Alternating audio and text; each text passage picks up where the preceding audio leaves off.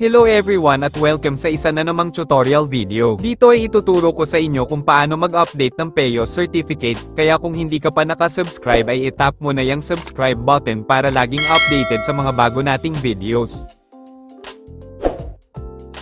E-open natin ang ating PEOS account gamit ang ating Google Chrome browser. E-type natin sa search bar ang peos.dmw.gov.ph. E-tap ang click here to continue.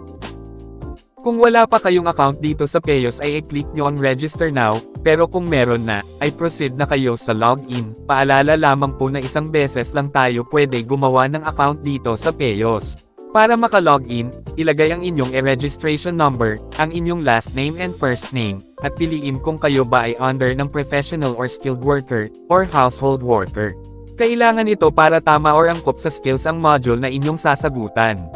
After nyan ay i-click ang proceed button para makapagsagot na tayo ng ating module. Dito makikita natin yung mga records ng mga naunang nakumpleto nating certificates. Kung mag-update naman ng certificate ay makikita sa ibaba ang mga module na sasagutan. Sa professional or skilled workers, merong 8 modules na dapat makumplito, at maipasa ang mga questions para makakuha ng updated certificate. Kada module na matatapos ay mayroong 5 katanungan na dapat sagutan. Maaari ninyong basahin ang module ng paulit-ulit, ngunit isang beses lang pwede sagutan ang mga katanungan. Kung sakali namang bumagsak kayo sa mga questionnaire ng module, ay pwede namang ulitin basahin ang module at saka sagutan ulit ang mga questionnaire, panibagong certificate na ulit iyon. Kapag natapos na niyong basahin ang module, ay i-tap ang Let's Review para magsagot sa 5 items questionnaire.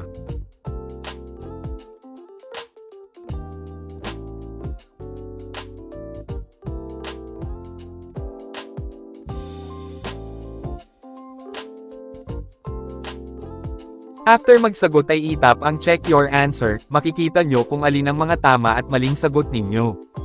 After nyan ay i-tap naman ang next module 2, kagaya ng nauna, basahin ang module 2 at pagkatapos ay sagutan ang 5 items questionnaire, ulitin lang ang steps na ito hanggang sa matapos lahat ng modules at masagutan lahat ng questionnaires.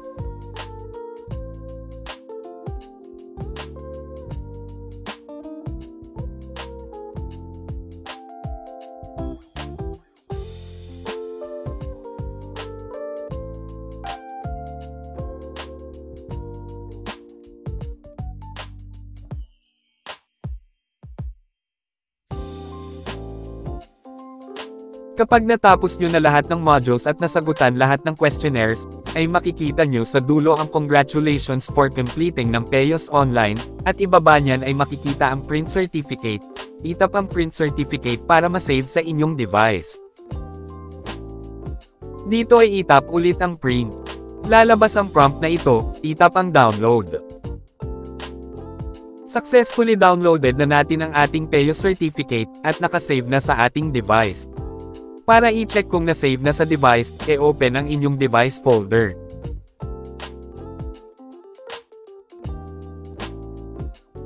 E-open ang download folder, dito makikita ang inyong PEOS certificate, maaari nyo na itong ipaprint para sa inyong requirements. Hanggang dito na lang po ang aking video, maraming salamat sa panonood, sana nakatulong ito sa inyo, huwag kalimutan mag-subscribe, like at share para sa mas marami pang tutorial videos.